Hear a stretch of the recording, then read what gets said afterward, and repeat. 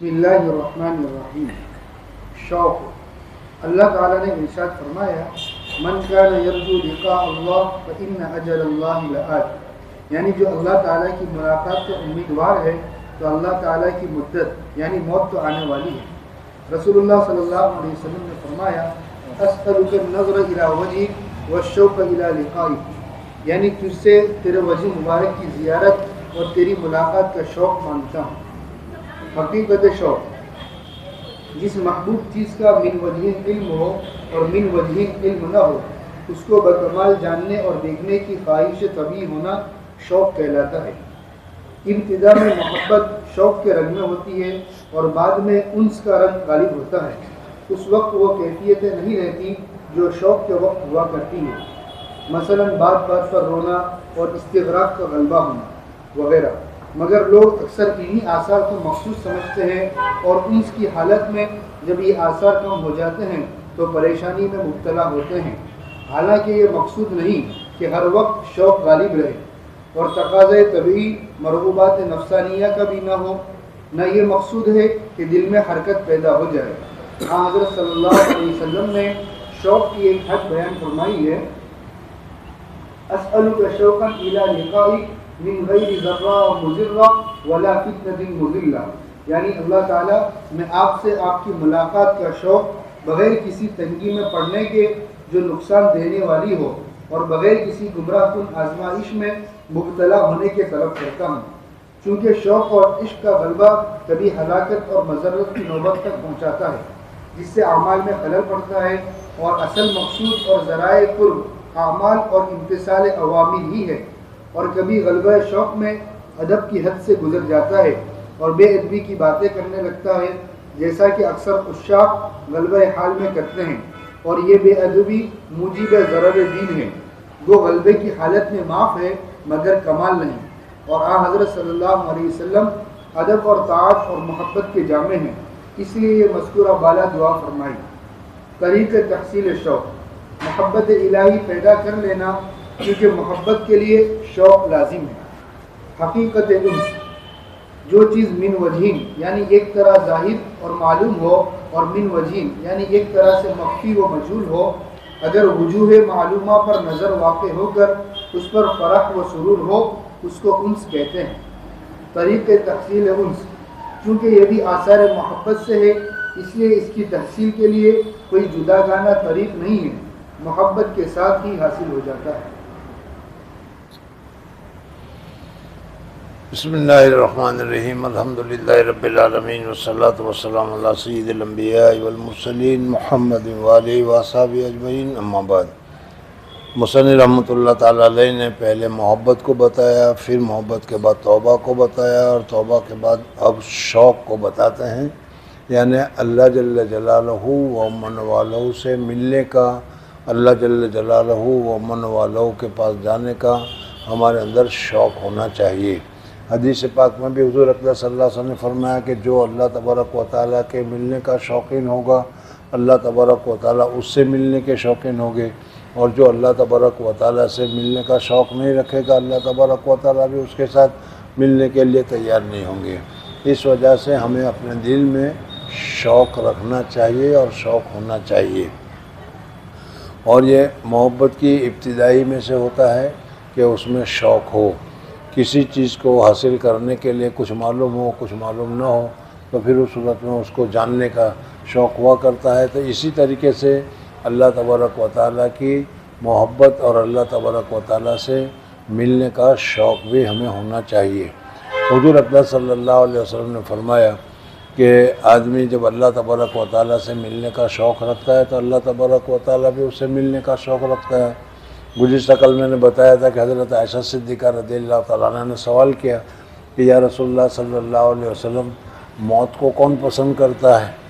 اس لیے کہ موت ہی ایک پل ہے جو اللہ تبارک و تعالیٰ تک پہنچاتا ہے، تو موت کی کون پسند کرے گا؟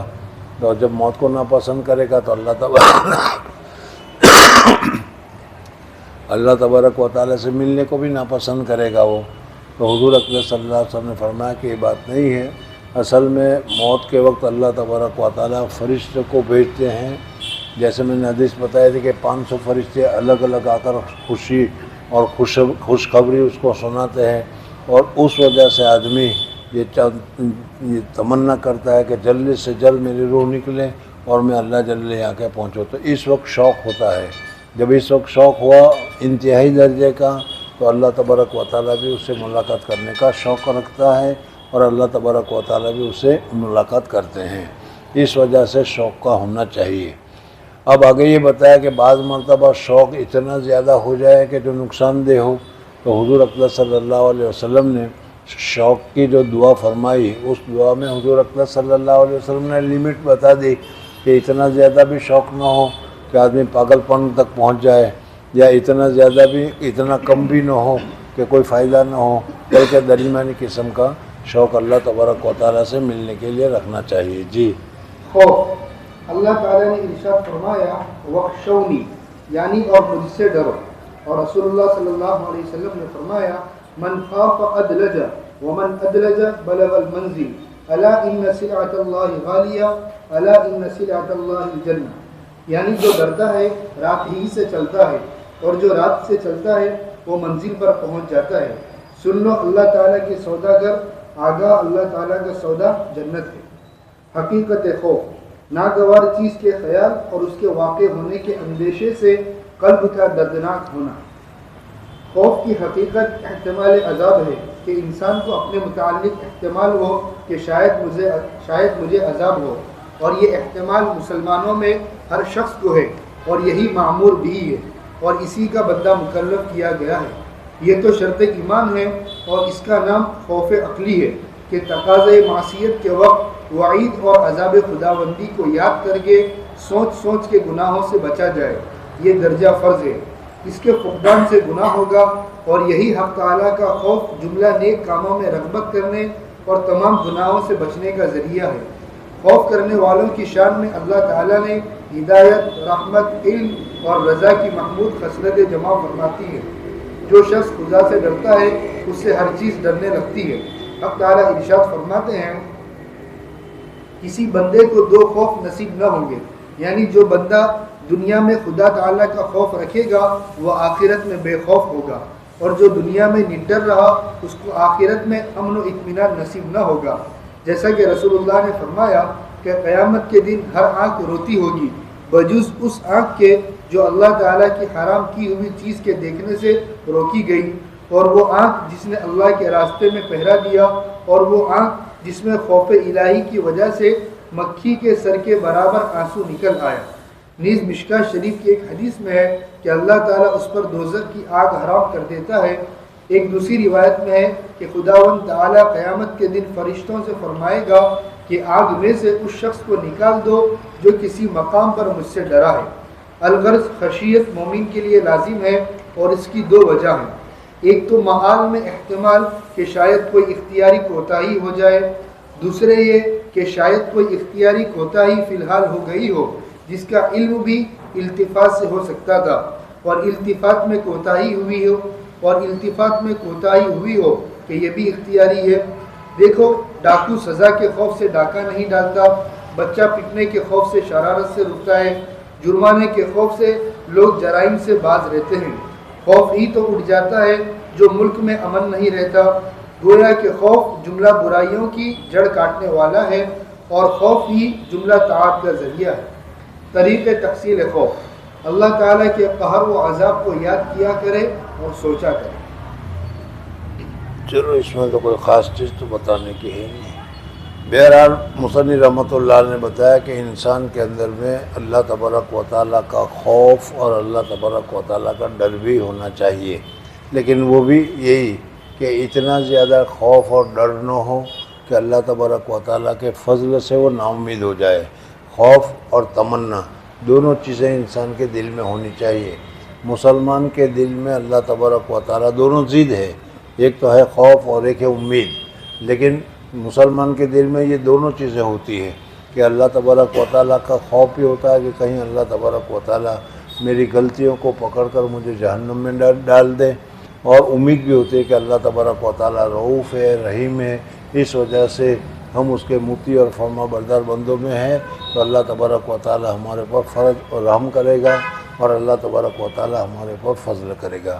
بہرحال خوف بھی ہونا چاہیے اور امید بھی ہونی چاہیے، آئندہ امید کا بیان آئے گا تو، لیکن دونوں میں سے اگر کچھ ایک زیادہ ہو گیا، خوف زیادہ ہو گیا تو پھر آدمی اللہ تبارک و تعالیٰ کی رحمت سے نا امید ہو جائے گا، اور اللہ تبارک و تعالیٰ کی رحمت سے نا امید ہونا یہ بھی ایمان کے خلاف ہے۔ اللہ تبارک و تعالیٰ رحیم ہے، لا تقنطوا من رحمت اللہ، اللہ تبارک و تعالیٰ نے فرمایا ہے۔ اس وجہ سے اللہ تبارک و تعالیٰ کی رحمت سے نا امید بھی نہیں ہونا چاہیے، اور پھر اس کے ساتھ ساتھ خوف اس وجہ سے ضروری ہے کہ آدمی کو جب خوف ہوتا ہے، طالب علم کو جب خوف ہوتا ہے پٹائی کا تو وہ سبق یاد کرتا ہے، اور اسی طریقے سے گناہ سے بچنے کے متعلق سزا کے وقت میں وہ بچتا ہے۔ تو اسی طریقے سے ہم اگر اللہ تبارک و تعالیٰ کے خوف اپنے دل میں رکھیں گے اور اللہ تبارک و تعالیٰ سے ڈریں گے تو پھر ہم گناہوں سے بچتے رہیں گے اور نیکیوں کی طرف آگے بڑھتے رہیں گے۔ اس وجہ سے جس طریقے سے شوق ضروری ہے اس طریقے سے خوف بھی ضروری ہے۔ جی رجا، امید، وہی میں نے کہا خوف کے ساتھ امید آئے گی، دونوں چیزیں ہونی چاہیے لیکن ایک معیار کے ساتھ۔ جب تک دنیا میں زندہ ہو وہاں تک خوف ہونا چاہیے، اور جب مرنے کا قریب آ جائے تو پھر امید ہونی چاہیے، اس وجہ سے کہ اب تو گناہ نہیں کرنا، اب تو اللہ کے پاس جانا ہے، اس وجہ سے اللہ تبارک و تعالیٰ سے امید ہونی چاہیے۔ جی اللہ تعالیٰ نے صرف امید ہی امید ہو وہ بھی غلط ہے، صرف خوف ہی خوف ہو وہ بھی غلط ہے۔ اگر کسی آدمی کو تم کہو کہ بھائی نماز کے لیے چل، اور وہ کہتا ہے کہ جاؤ آپ لوگ جاؤ، میرا اللہ تو بہت رحیم ہے وہ تو معاف کر دے گا، تو یہ امید ہی اس نے رکھی، لیکن امید حد سے زیادہ رکھی اس نے۔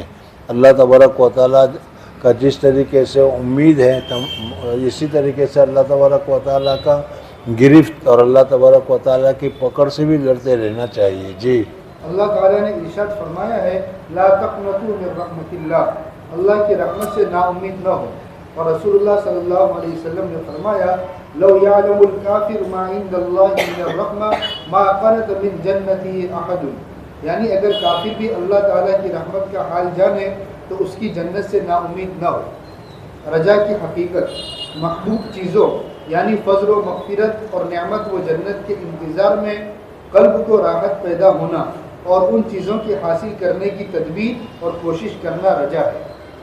لہذا جو شخص رحمت اور جنت کا منتظر رہے اور اس کے حاصل کرنے کے اسباب یعنی عمل صالح، توبہ وغیرہ کو اختیار نہ کرے، اس کو مقام رجا حاصل نہیں، وہ دھوکے میں ہے۔ جیسا کہ کوئی شخص تخم پاشی نہ کرے اور غلہ پیدا ہونے کا منتظر ہے، جیسے کوئی آدمی بیج نہ بوئے اور کہے کہ اناج پیدا ہو جائے گا، تو ظاہر بات ہے کہ اناج تو پیدا ہونے والا نہیں ہے، اس کو تو بیج بونا چاہیے تھا، جب بھی امید رکھتا تو ٹھیک ہے۔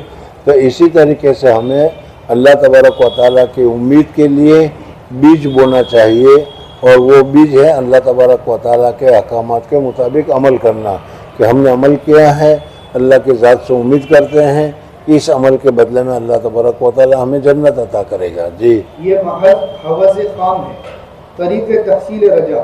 اللہ تعالیٰ یعنی یہ حوث خام ہے کہ جیسے میں نے ابھی مثال بتایا کہ بھائی نماز پڑھنے کے لیے چلو، تو کیا میرا رب تو تم لوگ جاؤ، میرا رب تو بڑا غفور رحیم ہے، مجھے معاف کر دے گا، یہ خالی حوث ہے مغفرت کی، کیا معلوم کیا ہو۔ جی طریق تحصیل رجا، اللہ تعالیٰ کی وسعت رحمت اور عنایت کو یاد کرے اور سوچے۔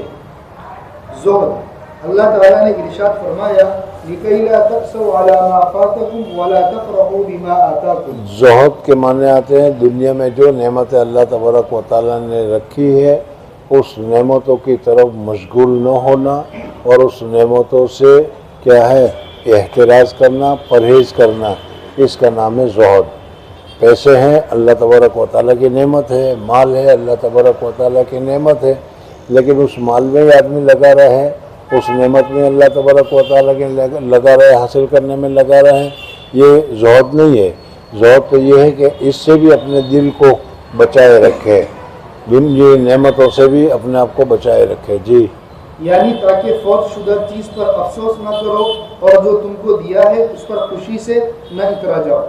اور رسول اللہ صلی اللہ علیہ وسلم نے فرمایا اول صلاح هذه الامہ الیقین والزہد، وأول فسادها البخل والعمل، یعنی اول بہتری سب سے پہلے جو فائدہ ہوگا وہ اس چیز سے ہوگا، اور سب سے پہلا نقصان جو ہوگا وہ بھی اس کے خلاف چیز کرنے سے ہوگا۔ جی، اول بہتری اس امت کی یقین اور زہد ہے، اور اول اللہ پر یقین ہو، اور اللہ تبارک و تعالیٰ نے دنیا کی زیب و زینت جو یہ بنا رکھی ہے اس سے احتراز ہو، اس سے پرہیز ہو، اس کا نام ہے زہد۔ جی، اور اول بگاڑ اس امت کا بخل اور طول عمل، یعنی سب سے پہلے جو بگاڑ اس امت میں آ گیا ہے وہ بھی بخیلی میں آئے گا، کہ آدمی کا دل میں سخاوت کا مادہ ختم ہو جائے گا اور بخل کا مادہ پیدا ہو جائے گا، اور طول عمل ہے، طول عمل ہے، لمبی لمبی امیدیں ہیں، یہ ہو جائے گا، ایسا کریں گے، ایسا کریں گے، ایسا کریں گے۔ جی، زہد کی حقیقت کسی رغبت کی چیز کو چھوڑ کر اس سے بہتر چیز کی طرف مائل ہونا، مثلا دنیا کی رغبت علیحدہ کر کے آخرت کی رغبت کرنا، اس کا نام ہے زہد ہے۔ ایک رغبت کی چیز ہے، اس کی رغبت کو چھوڑ دینا۔ مال پسند ہے، اس کے پسند کو چھوڑ دینا، سمجھنا ہے۔ دنیاوی نعمت ہے، دنیاوی زیب و زینت ہے، کس کو اچھی نہیں لگتی؟ سب کو اچھی لگتی ہے، لیکن اس زیب و زینت کو چھوڑ کر آخرت کی زیب و زینت کی طرف متوجہ ہونا، اس کو زہد سے تعبیر کیا گیا ہے۔ جی، زہد کی اصل وہ نور اور علم ہے جو اللہ تعالیٰ کی طرف سے تیرے قلب میں ڈالا جاتا ہے، جس کی وجہ سے سینہ کھل جاتا ہے اور یہ بات واضح ہو جاتی ہے کہ دنیا کا ساز و سامان مکھی کے پر سے بھی زیادہ حقیر ہے، اور آخرت ہی بہتر اور پائیدار ہے۔ دنیا میں آدمی کو کتنے لاکھوں روپے مل جائے، دنیا میں کتنی نعمت ہے اس کو مل جائے، دنیا میں کتنی زیب و زینت کی چیزیں اس کے پاس آ جائے، ہزاروں موٹر آ جائے، ہزاروں خادم آ جائے، لیکن یہ چند وقت کے لیے ہے، تھوڑی دیر کے لیے ہے۔ یا تو اللہ تبارک و تعالیٰ کوئی ایسا معاملہ کرے گا، آگ لگ جائے گی، سارا پیسہ اسی وقت ختم، سمجھ میں آ گیا؟ یا کوئی چور آ جائے گا، وہ ساری نعمت لے کر چلا جائے گا، تندرستی ہے، کوئی بیماری آ گئی، ساری اکڑ پکڑ سب ختم ہو گئی۔ تو اسی طریقے سے یہ چیزیں ہوتی ہیں۔ اس وجہ سے ان چیزوں پر دوام اور ہمیشگی یا اس کو زیادہ حاصل کرنے کی فکر نہیں کرنی چاہیے۔ جی، جس وقت یہ نور حاصل ہو جاتا ہے تو اس حقیر دنیا کی آخرت کے مقابلے میں اتنی بھی وقعت نہیں رہتی جتنی کہ بیش قیمت جواہر کے مقابلے میں پھٹے پرانے چیچڑے کی ہوا کرتی ہے۔ اور زہد کا ثمرہ یہ ہے کہ بقدر ضرورت و کفایت دنیا پر قناعت حاصل ہو جائے۔ اگر کسی آدمی کو زہد حاصل ہو گیا، یعنی دنیا کی ساری زیب و زینتوں سے اس کا دل آخرت کی طرف متوجہ ہو گیا، سمجھ میں آ گیا، تو پھر اس صورت میں اس کو بہت بڑی نعمت حاصل ہو گئی، اور اللہ تبارک و تعالیٰ کی بہت بڑی رضا اس کو حاصل ہو گئی۔ جی، بس زاہد اتنی مقدار پر کفایت کیا کرتا ہے جتنا کہ مسافر کو سفر کا توشہ اپنے پاس رکھنا ضروری ہوتا ہے۔ یعنی اس کی مثال بیان کی، جیسے کہ مسافر آدمی ہے، مسافر آدمی اپنے ساتھ پانی بھی لے کر چلتا ہے، کھانا بھی لے کر چلتا ہے، کپڑے بھی لے کر چلتا ہے، لیکن وہ کتنے کپڑے لے کر چلتا ہے؟ جتنے کی ضرورت ہو، ضرورت سے زیادہ نہیں رکھا کرتا مسافر آدمی۔ گھر میں تو بہت سارے ہوں گے، سمجھ میں آئے نہیں، کپڑے کے کپڑے بھرے ہوئے ہوں گے، کھانا کا کھانا ہوگا۔ تو جس طریقے سے مسافر آدمی، حدیث میں بھی اس کا اشارہ ملتا ہے، کن فی الدنیا کانک غریب، تم دنیا میں ایسے رہو جیسے مسافر ہوا کرتا ہے۔ مسافر اپنی ضرورت کی چیز ہی اپنے پاس رکھتا ہے، سمجھ میں آیا؟ تو اسی طریقے سے تم کو بھی دنیا میں جتنی تمہاری ضرورت ہو، دنیا میں جتنی چیزوں کی تم کو ضرورت پڑے، بس اتنا ہی رکھو۔ آج کل تو ہم بیلنس کے پیچھے پڑے ہوئے ہیں کہ بیلنس ہمارا ہو جانا چاہیے، بیلنس ہمارا بڑھ جانا چاہیے، تو یہ بیلنس کے پیچھے نہیں پڑنا چاہیے۔ تو زاہد اسی کو کہتے ہیں کہ جس کو جتنی ضرورت ہے، کھانے کی ضرورت ہے اتنا ہی کھانا رکھتا ہے، پہننے کی ضرورت ہے اتنا ہی پہننے کا چیز رکھتا ہے، اوڑھنے کی ضرورت ہے اتنا ہی اوڑھنے کی چیزیں رکھتا ہے، ایسے آدمی کو زاہد کہا گیا ہے۔ جی، نیز زہد ترک لذات کا نام نہیں بلکہ محض تقلیل لذات زہد کے لیے کافی ہے، یعنی لذات میں انہماک نہ ہو۔ لذات میں انہماک نہ ہو، ہاں کبھی کبھی کھا لیا پی لیا، کبھی پراٹھے کھا لیے، کبھی یہ کھا لیا، وہ ٹھیک ہے، لیکن ہر وقت اسی کی فکر میں رہے کہاں اچھا ملتا ہے، کہاں بڑھیا ملتا ہے، اور اسی کے حاصل کرنے کی کوشش کریں، یہ زہد کے خلاف ہے۔ جی، نفیس کھانوں اور کپڑوں کی فکر میں رہنا زہد کے منافی ہے۔ ہاں، یعنی جو لوگ اس کی فکر میں رہتے ہیں کہ ہوٹل کہاں اچھا ملتا ہے، کہاں سستا ملتا ہے، تو یہ زہد کے خلاف ہے۔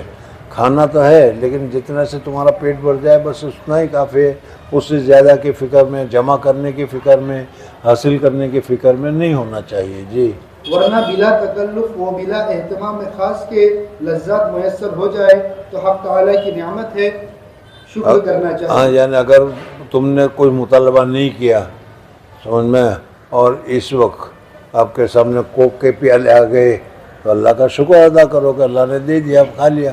لیکن ہر وقت یہی چکر میں رہو کہ کون سی مجلس میں کوک ملتا ہے، کون سی مجلس میں کوک نہیں ملتا، یہ غلط ہے۔ جی، نفس کو خوب آرام سے رکھے اور اس سے کام بھی لے، مزدور خوش دل کنت کار بے۔ میں نے بتایا تھا حضرت حاجی امداد اللہ مہاجر مکی رحمۃ اللہ تعالیٰ علیہ کا کہ اتنا زیادہ نفس کو تنگ بھی نہیں کرنا چاہیے کہ جس کی وجہ سے وہ اکتا جائے اور کام کرنے سے رک جائے، بلکہ نفس کو خوب کھلاؤ پلاؤ، جائز چیز، خوب کھلاؤ پلاؤ اور خوب کھلا کر خوش رکھو، اور جتنا جانور یا جتنا نوکر تمہارا خوش ہوگا وہ اتنا ہی زیادہ کام کرے گا، تو اس سے نفس سے کام بھی اس نے زیادہ لو۔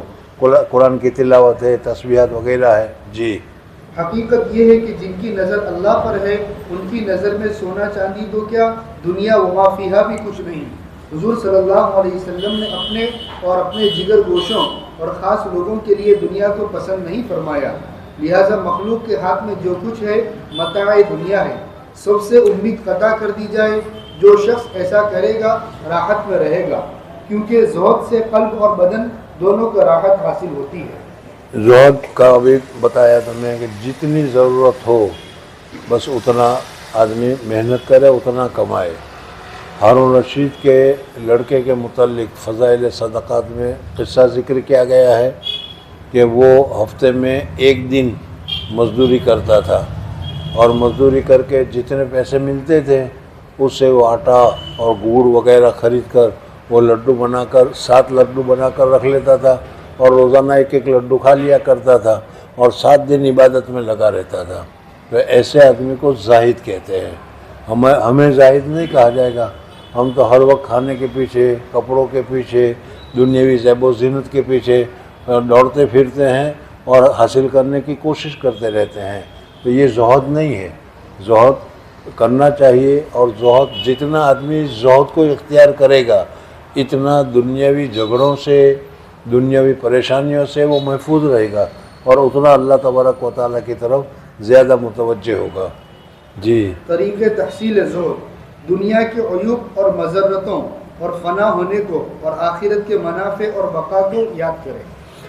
تو اس صورت میں زہد کب پیدا ہوگا؟ جب تم کہ آخرت کے ہمیشہ ہمیشہ باقی رہنے والی نعمتوں کو، آخرت کے ہمیشہ راحت والی زندگی کو اگر یاد کرو گے تو پھر اس کے ذریعے سے یہ دنیاوی زندگی کی زیب و زینت یہ کتنے دنوں کی ہے؟ وہ تو تھوڑے دنوں کی ہے۔ جیسے میں نے بتایا تھا کہ دھوپ کے بعد چھاؤں آیا کرتی ہے، تو اس طریقے سے اس میں پھر کوئی فائدہ نہیں ہوگا۔ جی، توکل، اللہ کا ارشاد ہے وَمَن يَتَوَكَّلْ وَعَلَى اللَّهِ فَلْيَتَوَكَّلِ الْمُتَوَكِّلُونَ، یعنی اور چاہیے کہ ایمان والے اللہ ہی پر توکل کریں، اور رسول اللہ صلی اللہ علیہ وسلم نے فرمایا وَإِذَا سَأَلْتَ فَاسْأَلِ اللَّهَ۔ ادھر آ جاؤ مفتی صاحب، ادھر آ جاؤ، ارے نہیں آ جاؤ، ادھر جگہ دو۔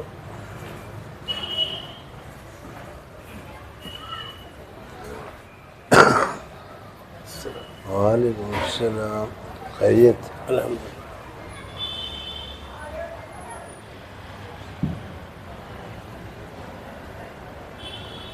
آپ بھی کچھ فرما دیجئے۔ میں بھی یہی چاہتا ہوں کہ میں سنوں، میں بھی یہی چاہتا ہوں کہ میں بھی سنوں بولنے کی جگہ پر۔ میں نہیں بول سکتا، آپ میں سن رہا تھا ابھی۔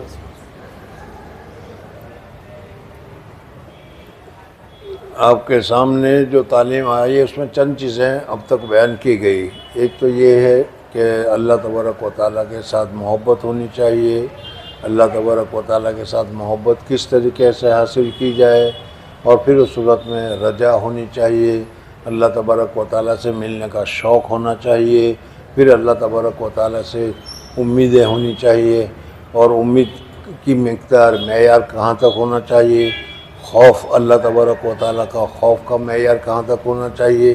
حضور صلی اللہ علیہ وسلم نے جو دعا فرمائی، اس میں حضور صلی اللہ علیہ وسلم نے جو معیار بیان کیا وہ سارا گزر چکا۔ اب آپ کے سامنے آتا ہے توکل، یعنی ہم مومنین کے لیے، ایمان والوں کے لیے اللہ تبارک و تعالیٰ کے اوپر بھروسہ ہونا چاہیے، اللہ تبارک و تعالیٰ پر اعتماد ہونا چاہیے، اور اسی اعتماد کو توکل سے تعبیر کیا گیا ہے۔ جی، اور رسول اللہ صلی اللہ علیہ وسلم نے فرمایا وَإِذَا سَأَلْتَ فَاسْأَلِ اللَّهَ وَإِذَا اسْتَعَنْتَ فَاسْتَعِنْ بِاللَّهِ، اور جب کچھ مانگو تو اللہ ہی سے مانگو، اور جب مدد چاہو تو اللہ تعالیٰ ہی سے مدد چاہو۔ حقیقت توکل صرف وکیل یعنی کار ساز پر قلب کا اعتماد کرنا توکل ہے۔ توکل کی حقیقت یہ وہی ہے جو توکیل یعنی وکیل بنانے کی ہے۔ وکیل بنانے کا خلاصہ یہ ہے کہ جس کام کو خود نہیں سمجھ سکتے اس کو دوسروں کے سپرد کر دیا جاتا ہے کہ اس کو بتلانے کے موافق کرتا رہے۔ لہٰذا بس توکل یہی ہے کہ خدا کے سپرد کام کر کے تدبیر کرے، اور جو وہ بتلائیں کرتے جائے۔ توکل کا مطلب بتا رہے ہیں مولانا کہ توکل کسے کہتے ہیں۔ ہم تو آسانی سے کہتے ہیں اللہ پر بھروسہ کر لا، لیکن اس بھروسہ کا مطلب ہماری سمجھ میں نہیں آتا۔ یہ فرماتے ہیں کہ دیکھو ہم وکیل کرتے ہیں کسی مقدمہ کے لیے، یعنی ہم مقدمہ کی تفصیلات کو نہیں معلوم، ہم اس کو اچھی طریقے سے ادا نہیں کر سکتے، اچھی طریقے سے ہم اپنے محفوظ ضمیر کو وہاں جج کے سامنے ادا نہیں کر سکتے، تو ایک آدمی کو ہم متعین کر دیتے ہیں اور وہ ہماری طرف سے یہ کام کرتا ہے۔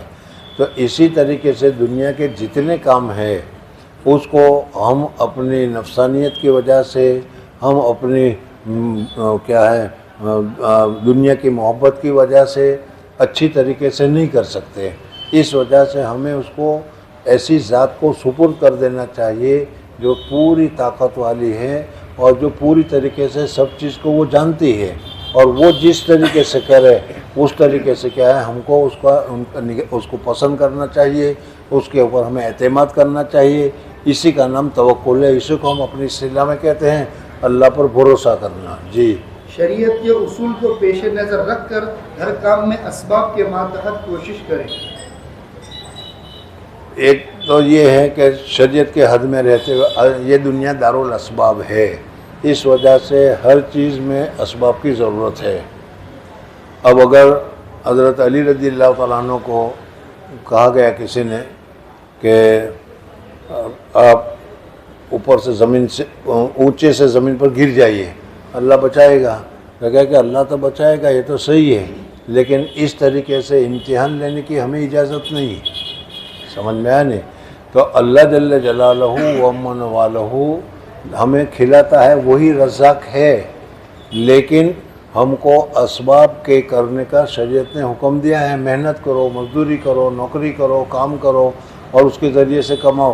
بیٹھے رہو گے اللہ تبارک و تعالیٰ بالکل بیٹھے رہو گے تو بھی کھلانے پر قادر ہے، لیکن ہمیں یہ حکم نہیں دیا گیا، ہمیں یہ کہا گیا کہ تم جتنا تم سے ہو سکے تم محنت کرو، اللہ تبارک و تعالیٰ تمہاری ضرورت کو پورا کرے گا۔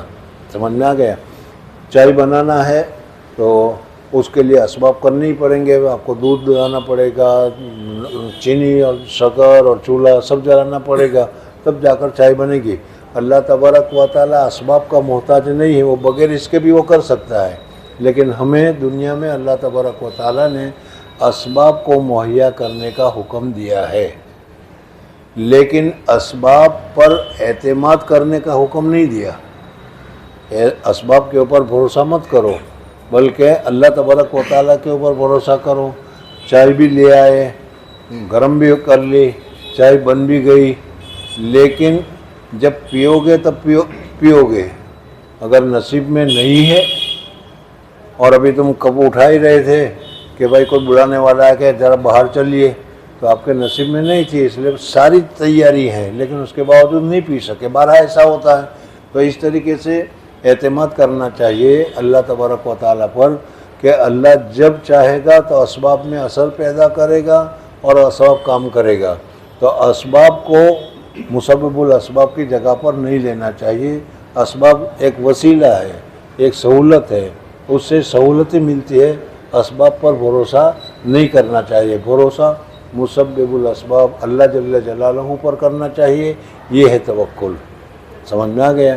اس وجہ سے اگر راستے میں تم جا رہے ہو اور کہہ رہے ہو کہ بھائی کیا ہے کھانا ان کا ٹفن ساتھ میں مت لو, اللہ تبارک و تعالیٰ رزاق ہے, روزی پہنچائے گا تو صحیح ہے, لیکن اللہ تبارک و تعالیٰ کا امتحان لینا ہمارے بس میں نہیں ہے. ہمیں ساتھ میں لے کر چلنا چاہیے. اگر اللہ تبارک و تعالیٰ کھلائے گا تو یہ کھائیں گے, دوسرا کھلائے گا تو دوسرا کھائیں گے. حضور اقدس صلی اللہ علیہ وسلم سے بڑھ کر کون متوکل ہو سکتا ہے؟ لیکن تمہیں معلوم ہے کہ حضور اقدس صلی اللہ علیہ وسلم اور حضرت ابوبکر صدیق رضی اللہ تعالیٰ عنہ جب سفر میں نکلے, ہجرت کے سفر میں نکلے, تو حضرت اسماء رضی اللہ تعالیٰ عنہ نے ناشتہ دان تیار کیا تھا اور ناشتہ دان ساتھ میں رکھا تھا. تو حضور صلی اللہ علیہ وسلم سے بڑھ کر اور کون متوکل ہے؟ اس وجہ سے اگر اسباب کے درجے میں تم رکھتے ہو تو یہ درست ہے. لیکن اب ناشتہ دان آ گیا تو ہم یہی سمجھیں کہ اب یہی ملے گا, یہی کھائیں گے, تو یہ ناشتہ دان پر اعتماد کرنا ہے, بھروسہ کرنا ہے.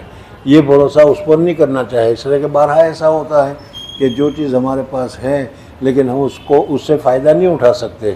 تو اللہ تبارک و تعالیٰ چاہتا ہے تو ہی وہ اسباب سے ہم کو فائدہ ملتا ہے, اور جب اللہ نہیں چاہتا تو نہیں ملتا. جی, توکل کے 3 رکن ہیں. اول معرفت, دوم حالت, سوم اعمال. اب ان تینوں کو الگ الگ ذکر کیا جاتا ہے.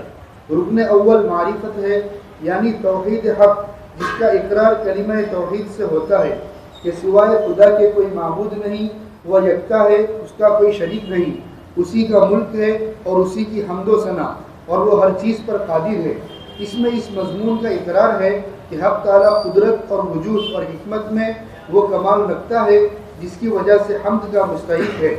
بس جس نے صدق اور اخلاص کے ساتھ یوں کہہ رہے ہیں کہ دیکھو کلمہ تم نے پڑھا تھا, ہم لوگوں نے پڑھا تھا لا الہ الا اللہ, لا الہ الا اللہ, کوئی معبود نہیں ہے لیکن اللہ, یعنی اللہ ایک ایسی ذات ہے کہ جس میں ساری خوبیاں, جس میں ساری طاقتیں, جس میں ساری چیزیں جمع ہے. وہ ایسی کامل اور مکمل ایک ذات ہے کہ جس میں سب کچھ ہے. اللہ اکبر, وہ سب سے بڑا ہے. اللہ سب سے بڑا قادر ہے. اللہ تبارک و تعالیٰ سب سے بڑا جاننے والا ہے, عالم ہے وغیرہ. ساری خیر, ساری چیزیں اللہ تبارک و تعالیٰ میں اعلیٰ معیار میں ہے. یہ ہم نے پہلے ہی کلمہ پڑھ کر ہم نے مان لیا تھا. جب مان لیا تھا تو ساری قدرتیں, ساری طاقتیں جب اللہ تبارک و تعالیٰ میں ہم نے مان لی تو پھر وہی رزاق ہے, یہ بھی تو ہم نے مان لیا کہ نہیں. تو پھر روزی بھی وہی پہنچائے گا. لیکن اب یہ تمہارے منہ میں آ کر لقمہ نہیں ڈالے گا, بلکہ اسباب کو اس دارالاسباب ہے, اس وجہ سے اسباب کے لیے بتایا گیا. معراج میں آیا تھا تو براق حضرت جبریل علیہ السلام آسمان سے لے کر آئے تھے, لیکن وہ یہاں سے ہمارے گھر کے گدھے یا بیل کی طرح وہ بھاگنے والا بھی نہیں تھا, لیکن وہاں بیت المقدس میں ایک جگہ پر جا کر اس کو باندھا گیا. کیوں؟ اس لیے کہ دارالاسباب میں آ گیا تھا اور یہاں حفاظت کا سبب اس کو باندھنا ہے, اس لیے باندھنا پڑا. تو جو اسباب ہے اس اسباب کو اسباب کے درجے میں رکھو, اور اسباب کو مسبب الاسباب نہ سمجھو, یعنی اللہ نہ سمجھو. پیسے آ گئے, سمجھ میں, اب تم نے سمجھ لیا کہ اب سب کچھ ہو گیا. مجھے ایک قصہ یاد آ گیا, آپ نے 12 سنا ہوگا. حضرت مولانا احمد اللہ صاحب رحمۃ اللہ تعالیٰ علیہ جو یہاں شیخ الحدیث تھے, وہ تقریر میں سنایا کرتے تھے, ہم نے بھی سنی ہے وہ تقریر ان کی, وہ سنایا کرتے تھے. ایک آدمی تھا, اس کو کوئی جانور خریدنا تھا اور خریدنے کے لیے وہ بازار جا رہا تھا. تو کوئی راستے میں ملا آدمی اور انہوں نے کہا بھائی کہاں جا رہے ہو؟ تو کہ میں بازار جا رہا ہوں. کیوں؟ ایک گھوڑا خریدنے کے لیے جا رہا ہوں. تو کہا کہ انشاءاللہ کہو. تو کہ انشاءاللہ کہنے کی کیا ضرورت ہے, جیب میں پیسے ہیں, بازار میں گھوڑا ہے, جاؤں گا ابھی خریدوں گا اور ابھی آ جاؤں گا. سنا ہوگا قصہ تم لوگ نے, سنا ہے کہ نہیں؟ بہرحال وہ راستے میں اس کا جیب کٹ گیا. اب جیب گیا تھا, وہاں گیا تو وہاں وہ نہیں ہے. تو اب وہ واپس آیا تو پوچھا کیا ہوا؟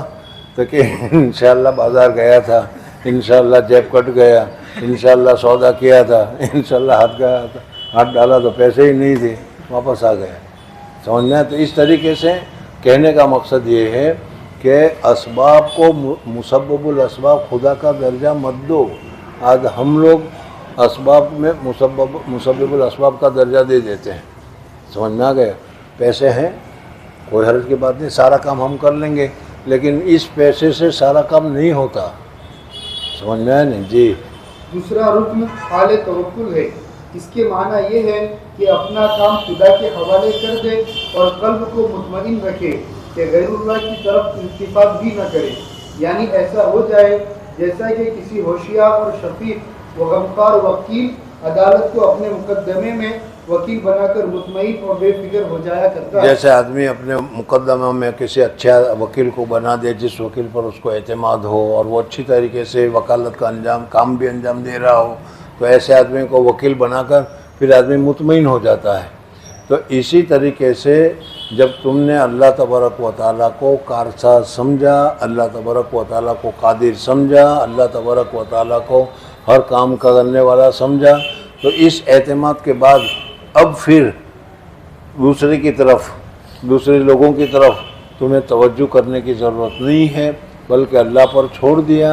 बस अल्लाह पर एतमाद होना चाहिए और अल्लाह ही पर भरोसा होना चाहिए, तब ये तुम्हारा तवक्कुल काम देगा। अब तो हम अल्लाह तबारक व तआला के ऊपर तवक्कुल भी करते हैं और फिर इनकी भी मदद चाहते हैं, इनकी भी मदद चाहते हैं, इनकी भी मदद चाहते हैं, तो क्या अल्लाह तबारक व तआला मदद नहीं करेगा? समझ में ना, ये कमी है हमारी, ये नहीं होना चाहिए जी। फिर किसी दूसरे की जानिब दिल डावाडोल नहीं होता, क्योंकि समझते हो कि तुम्हारा वकील हर तरह अक्लमंद और तुम्हारा खैरख्वाह। यानी जब तुमने वकील मुकर्रर कर दिया तो अब फिर तुम्हें किसी दूसरे वकील की तरफ तवज्जो नहीं होती, हमारा वकील काफ़ी है। तो इसी तरीके से अल्लाह तबारक व तआला पर जब तुमने एतमाद कर दिया, अल्लाह तबारक व तआला पर तवक्कुल कर लिया और अल्लाह तबारक व तआला पर छोड़ दिया, असबाब भी पैदा कर लिए, असबाब के मुताबिक काम भी कर लिया, और अब काम पूरा होगा कि नहीं ये तो असबाब के साथ तो मुताबिक नहीं होता, अल्लाह के हाथ में है। तो अल्लाह तबारक व तआला के ऊपर एतमाद करने के बाद फिर अब दूसरी चीज़ों की तरफ हमें तवक्कुल और भरोसा नहीं करना चाहिए जी। बस तुम्हारे हरीफ को कभी तुम पर गलबा न पाने देगा और मुखालिफ से उसके सामने बात ही न की जाएगी। इसी तरह जब जानते हो कि रिस्क और मौत व हयात और मखलूक के छोटे बड़े सारे काम खुदा ही के कब्जे में है, कोई उसका शरीक नहीं, न उसकी जुदो सका और हिकमत व रहमत की इंतहा है, फिर क्या वजह कि अपने कल्ब को मुतमईन न बनाएं। तीसरा रुकन आमाल है। जाहिलों का ख्याल है कि तवक्कुल तो मेहनत व मजदूरी और कसब के छोड़ देने का नाम है। इस वजह से वो सारे नौकरी वोकरियाँ छोड़ देते हैं कि भाई अब हम तो तवक्कुल करके बैठ गए। समझ में आया नहीं। हज़रत थानवी रहमतुल्लाह अलैह फरमाते हैं ऐसे लोग मुतवक्किल नहीं है, मुतअक्किल है, खाओ लोग हैं। समझ में आया नहीं, दूसरे का खाने के लिए निकले हैं वो। ये तवक्कुल ये नहीं है, तुम्हें मेहनत करनी है, कोशिश करनी है जितनी तुमसे हो सके। ये भी नहीं कि हर से ज़्यादा मेहनत कोशिश करो, जितनी भी तुमसे हो सकता, जितना भी तुम्हें काम हो सकता उतना काम करो। अल्लाह तबारक व तआला तुम्हारा ये असबाब के दर्जे में कामों का देने वाला तो अल्लाह तबारक व तआला है जी। जाहिलों का ख्याल है कि तवक्कुल तो मेहनत व मजदूरी को छोड़ देने का नाम है कि हाथ पर हाथ रखकर बेकार बनकर बैठ जाए। अगर बीमार हो तो इलाज ना करे, बे सोचे समझे अपने आप को खतरात और हलाकत में डाल दिया करे कि कहीं आग में घुस जाए, कहीं शेर के मुंह में हाथ दे दे, तब मुतवक्किल कहलाया जाए। हालांकि ये ख्याल बिल्कुल गलत है। जैसा मैंने बताया हज़रत अली रज़ी अल्लाह तआला अन्हु को किसी ने कहा कि अल्लाह तबारक व तआला हिफाजत करने वाला है तो ऊपर से गिर जाओ। कहा कि अल्लाह तबारक व तआला का हम इम्तिहान नहीं ले सकते। कर सकता है अगर मैं गिर जाऊँ और अल्लाह बचाना चाहे तो ज़मीन से मुझे उठा रखे, ज़मीन पर मैं लगे ही ना मुझे, लेकिन ये काम हमें करने का नहीं है। तो इसी तरीके से तवक्कुल के माने अल्लाह तबारक व तआला। जाहिल लोग ये कहते हैं नौकरी छोड़ दो, अल्लाह पर भरोसा करो। समझ में आया नहीं। तो नौकरी छोड़ना ही अल्लाह पर भरोसा करना नहीं है, नौकरी करो और उसके साथ अल्लाह के ऊपर भरोसा करो जी। क्योंकि ऐसा करना शरअन हराम है और शरीयत ही तो तवक्कुल की खूबियाँ बयान कर रही है। फिर भला जिस बात को शरीयत खुद हराम बतलाए उसकी रग़बत और हिर्स दिलाए, ये क्यों कर हो सकता। तरीक़े तहसील तवक्कुल। اس کی तवक्कुल किस तरीके से दिल में पैदा किया जाए उसका तरीका बता रहे हैं जी। उसकी इनायतों और वादों और अपनी गुज़िश्ता कामयाबियों को याद करना और सोचना, हकीकत कनाअत, तर्क करना शहवात का, तरीक़े तहसील कनाअत, मुराक़बा फ़नाए आलम। मुसन्निफ़ रहमतुल्लाह ताला अलैह ने अभी तुम्हारे सामने तवक्कुल के सिलसिले में बताया और उसकी बुनियाद किस तरीके से तवक्कुल पैदा किया जा सकता है, तवक्कुल किसको कहते हैं और हमारी कोताही क्या है वो भी हमें बता दी कि अल्लाह तबारक व तआला पर हम भरोसा नहीं करते हैं, असबाब पर भरोसा करते हैं। इसलिए असबाब पर भरोसा नहीं करना है, असबाब छोड़ना भी नहीं है, असबाब करने हैं लेकिन असबाब पर भरोसा नहीं करना है, भरोसा करना है अल्लाह तबारक व तआला पर, ये ज़रूरी है। और जब ये बात हो गई तो फिर तुम्हें मुलाजमत भी करनी पड़ेगी, मेहनत भी करनी पड़ेगी, नौकरी भी करनी पड़ेगी, खेती भी करनी पड़ेगी और खेती करने के बाद एतमाद अल्लाह तबारक व तआला पर होगा कि अल्लाह तबारक व तआला जो चाहे अता फरमा दे। समझ में आ गया? बाज़ हज़रात कहते हैं कि सब कुछ छोड़ दो, तवक्कुल इसी का नाम है, कुछ न करो। कुरान पाक में भी है कि बाज़ लोग हज के लिए जाते थे तो वो कहते हम तो मुतवक्किलीन हैं, समझ में। और फिर जब खाने का वक्त होता था, जब मुतवक्किलीन है तो चुपचाप बैठे रहो, अल्लाह तबारक व तआला किसी के साथ भेज देगा। करता भी है अल्लाह ताला, ये नहीं कि नहीं करता। समझ में आया नहीं? एक आदमी ने उसमें हज़रत थानी रहमतुल्लाह अलैह के मवाइज़ में, और आपने भी सुना होगा, उन्होंने कहा कि अल्लाह ताला से मुआहिदा कर लिया किसी तरीके से, बस मैं तो खाऊंगा तो सिर्फ बिरयानी खाऊंगा, बिरयानी के अलावा कुछ नहीं खाने का। समझ में आया नहीं? कर लो, लेकिन साथ में इम्तिहान आ जाए तो सब्र भी करना पड़ेगा। समझ में? एक वाक़े में लिखा है कि पहले दिल्ली की जो जामे मस्जिद है, उस जामे मस्जिद की बहुत सारी सीढ़ियाँ हैं, अब तो वहाँ सब बदल रहा है, लेकिन वहाँ उस वक्त बहुत सारे क्या है मज्जूब हजरात बैठा करते थे, बहुत सारे मज्जूब होते थे, यूँ किताबों में लिखा है। एक मज्जूब था, इन्होंने ऐसे ही हजरत मुतवक्किल भी होते हैं और वाकई में इनका तवक्कुल पूरा होता है। वो अपना वक्त दूसरी बातों में नहीं सर्व करते, सिर्फ अल्लाह की इबादत में सर्व करते हैं। तो वो खाना आया, कई दिनों के बाद बेचारा भूखा रहा था, बहुत भूख हो गई, मरने के करीब हो गई, तो अल्लाह तबारक व तआला ने किसी के दिल में डाल दिया, तो वो क्या है बहुत सारा डिब्बा भरकर वो बिरयानी का दी गया उसको भी बहुत दिनों के बाद मिला था, उसने भी शुक्रिया करके खा लिया, लेकिन थोड़ा सा बच गया, खाते हुए थोड़ा सा बच गया। अब उसके दिल में ख्याल आया कि जब ये बच गया है तो रख लूं, कल को काम आएगा। यही होता है कि नहीं? हमारे लोगों का तो हाल यही, रख लूं कल को काम आएगा। थोड़ी देर उसने ज़रा शशोपंच किया और शशोपंच करने के बाद फिर उसके दिल में ख्याल आया कि जिस खुदा ने आज दिया है वही खुदा कल देगा, और वो जो बचा हुआ था लेकर निकला, किसी गरीब को दे दिया। दूसरा कोई मस्जूब था वहाँ, उस मस्जूब को अल्लाह तबारक व तआला ने बता दिया होगा, मस्जूबों की बात और होती है, वो ज़रा बोलते ही ऐसा ही बोलते हैं।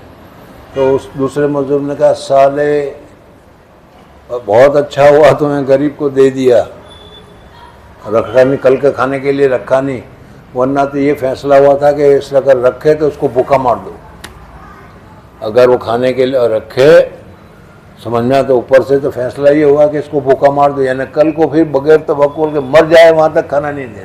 भाई तो तवक्कुल करता है तो फिर तुम रखते क्यों हो? समझ में आ गया? हज़रत मदनी रहमतुल्लाह ताला अलैह के हालात में लिखा है कि इनके पास रोज़ा छोड़ने से पहले बहुत सारे हदाया वगैरह आते थे। समझ में आया नहीं? तो खुदा में अदब होते हैं, वो हल्की हल्की चीज़ें निकाल देते हैं और अच्छी अच्छी चीज़ें रखते हैं कि उसके बाद तरावी के बाद या क्या इफ्तार के बाद इत्मीनान से खाएंगे। तो हज़रत फरमाते हैं, भाई जो खुदा इस वक्त खिलाता है वो उस वक्त भी खिलाता, क्यों तुम तवक्कुल नहीं कर रहे हो? समझ में आया नहीं? तो ये है तवक्कुल, ज़रा बारीक चीज़।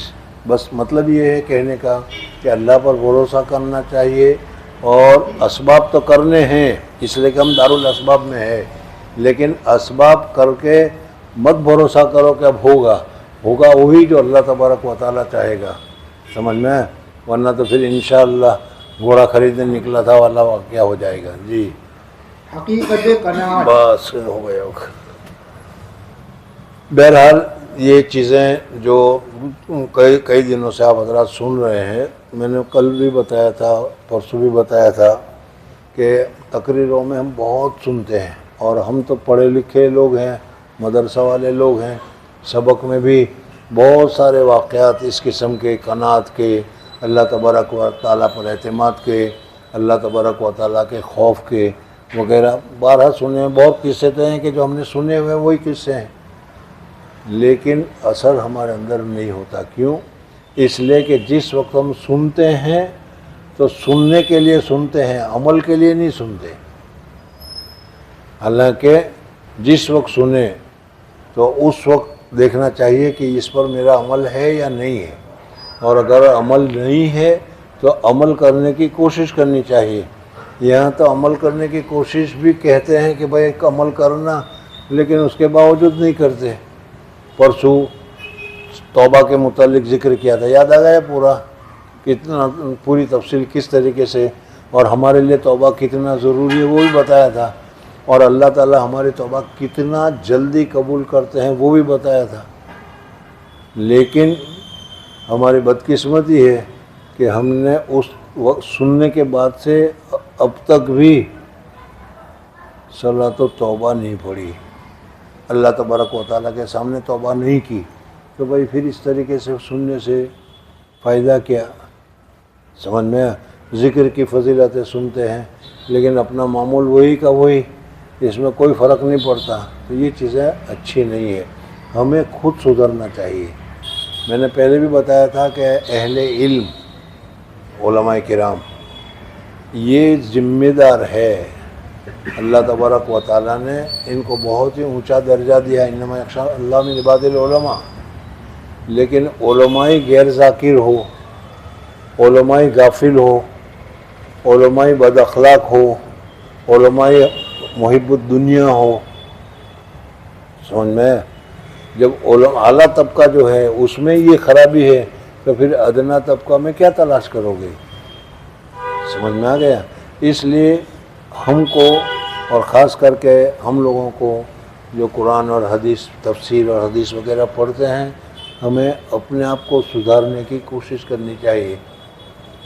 غلطیاں ہر ایک میں ہوتی ہے، کل بھی آیا تھا کہ 99-100 کا فرق ہے، کلکم خطاؤن اور خیر الخطائین التوابون، سب گنہگار ہیں، لیکن ہم میں اور دوسرے گنہگاروں میں فرق ہے۔ اس وجہ سے ہمیں اللہ تبارک و تعالیٰ کے اطاعت اور گناہ سے بچنے کی طرف، اور حضور اقدس صلی اللہ علیہ وسلم کے اخلاق کی طرف جو کئی دنوں سے تمہارے سامنے چل رہے ہیں، ان اخلاق کو، ان چیزوں کو ہمیں اپنے اندر پیدا کرنے کی ضرورت ہے۔ اللہ تعالیٰ مجھے اور آپ حضرات کو سعادت نصیب فرمائے اور عمل کرنے کی توفیق عطا فرمائے۔ سبحان اللہ و بحمدہ، سبحانک اللہم و بحمدک، نشہد ان لا الہ الا انت، نستغفرک و نتوب الیک۔